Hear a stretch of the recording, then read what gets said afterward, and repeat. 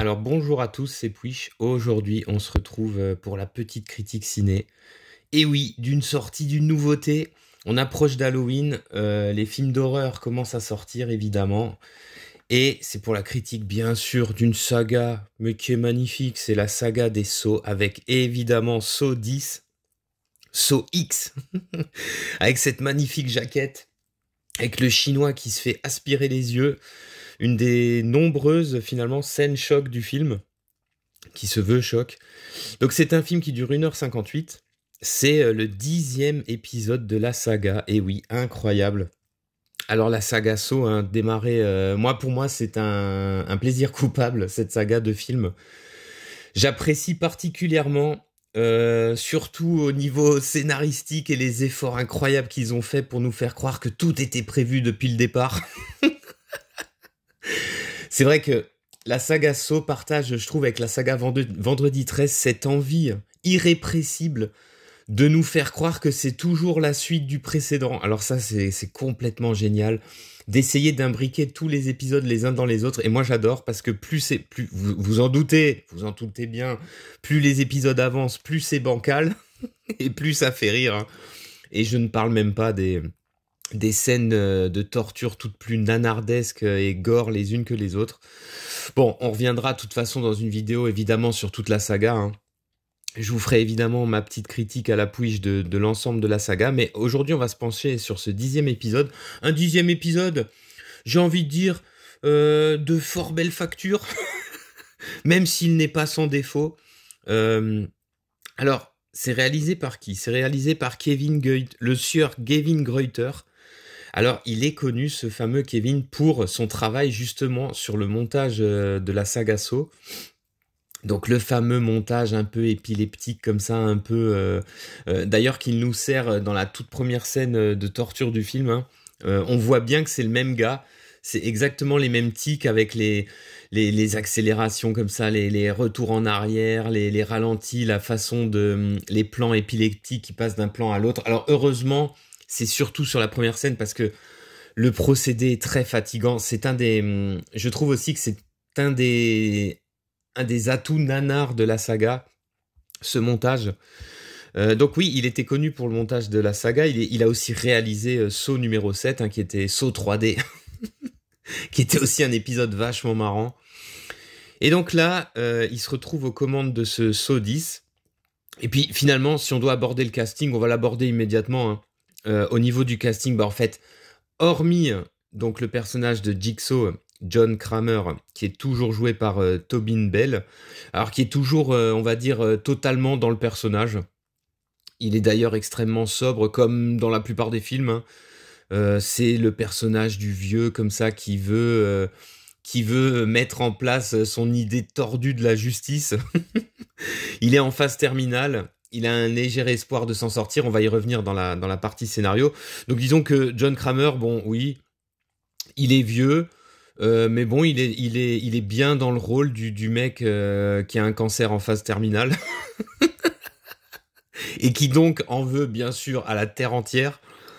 Voilà. Sinon, au niveau du casting, on retrouve à ses côtés sa complice, donc qui jouait le rôle d'Amanda Young, hein, qui est jouée par Shawnee Smith. Alors elle, c'est un des problèmes du film parce que du coup c'est pas mal. Il est avec sa complice. Donc on suppose... Alors moi je suppose que le film se situe, je pense, entre le 2 et le 3. Ou entre le 1 et le 2. Non, entre le 2 et le 3, je pense.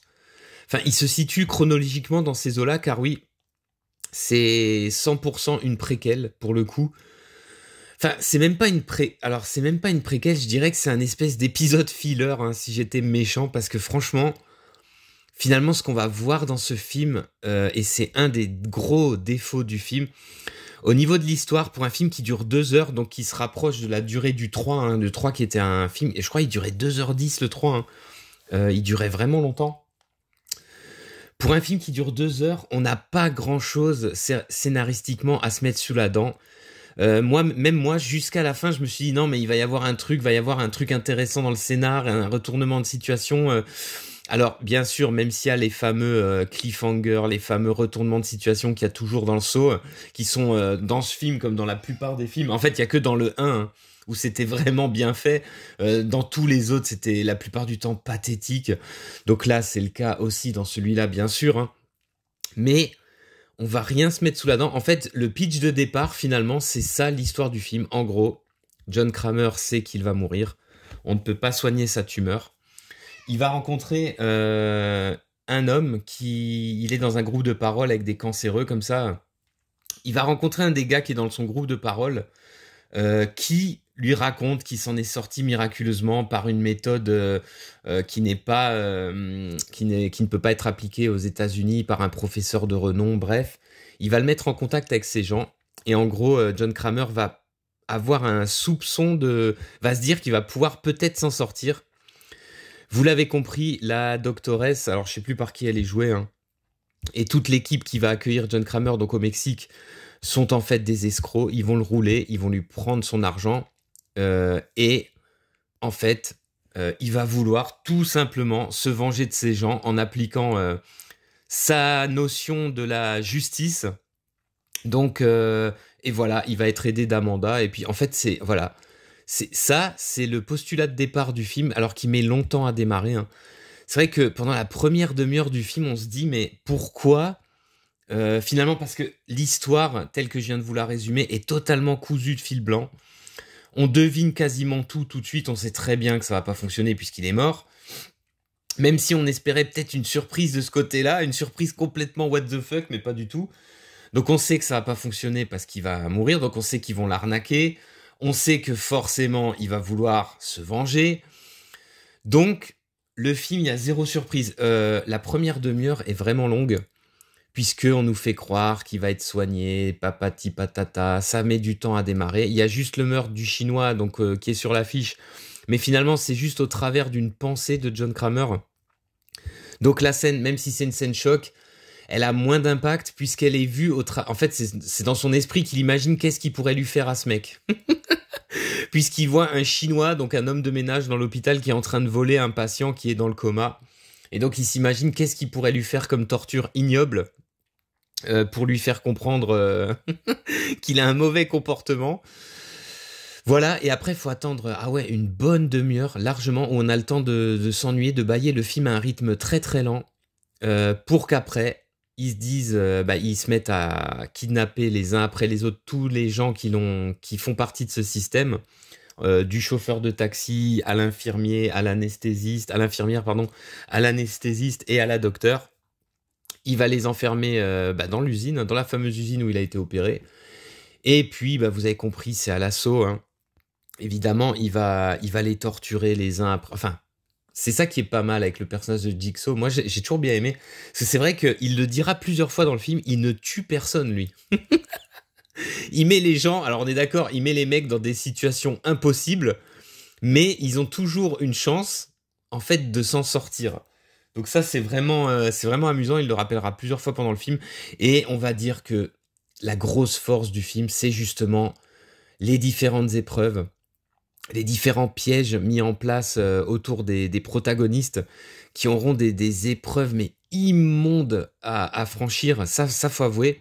Le film, vu que tout est basé sur de l'automutilation, de la souffrance pure et dure, de la torture, hein, le fameux torture porn, et ben là on en a pour notre argent. Le film est, alors globalement il est gore, ça c'est clair. Il a un côté, comme certains épisodes évidemment, totalement absurde, tellement les souffrances doivent être intenses et enfin on se demande comment ils font pour pas tomber dans les pommes.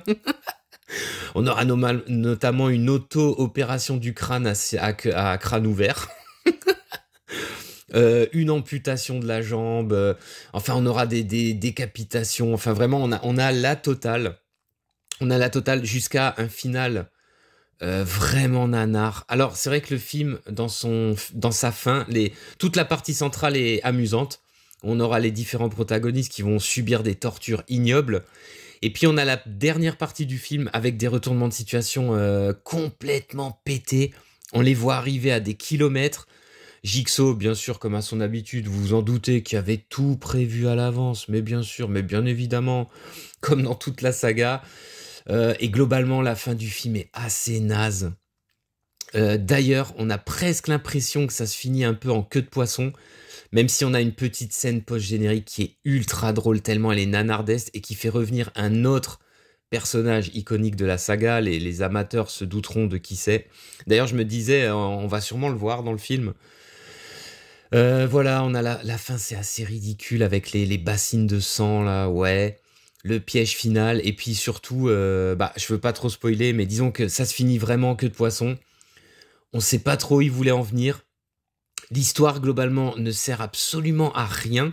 C'était juste pour ajouter un épisode, une aventure filler, comme ça, où Jigsaw s'est fait avoir, et puis s'est dit, tiens, je vais me venger, avant de passer à l'épisode 3. Mouais. Disons que le film, il est quand même beaucoup mieux que Spiral, puisque là, on retourne vraiment dans un film qui fait partie de la saga. Mais je suis quand même globalement très déçu. C'est dommage qu'ils n'ont pas profité de ce film. Alors, vous allez me prendre pour un fou, hein.